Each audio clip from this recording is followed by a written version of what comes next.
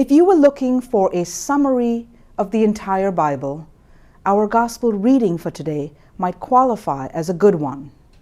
For in these verses from the 12th chapter of Mark, we are given, in a nutshell, a summary of the entire gospel.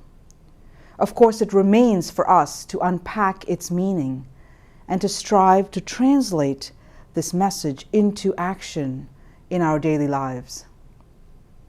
One of the scribes comes to Jesus and poses a question to him. Which is the first of all the commandments? Now, while this is a fair enough question, it is interesting that it comes from a scribe. After all, the scribes had devoted their lives to studying the commandments of God. In other words, the answer to this question would have been familiar to him. In fact, the scribe could probably have recited from memory all of the commandments of the law. Jesus hears the scribe's question and he responds to it with great compassion and wisdom.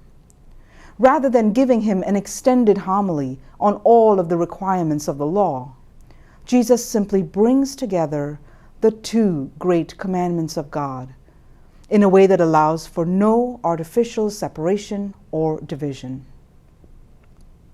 You shall love the Lord your God with all your heart, with all your soul, with all your mind, and with all your strength.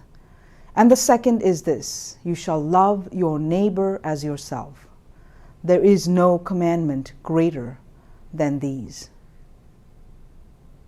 As we ponder this gospel passage, we can ask ourselves whether God is a priority in our lives. Do we really love the Lord with all our being, as the gospel invites us to do? Do we love our neighbor as much as we love ourselves?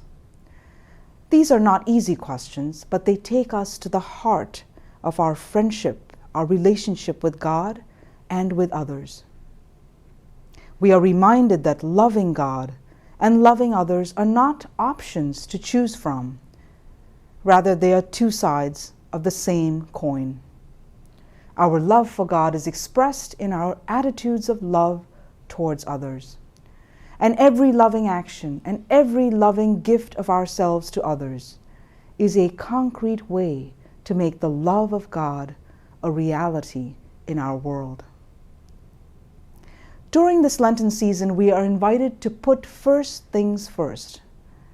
We are invited to put God first, even in the midst of our hectic daily lives.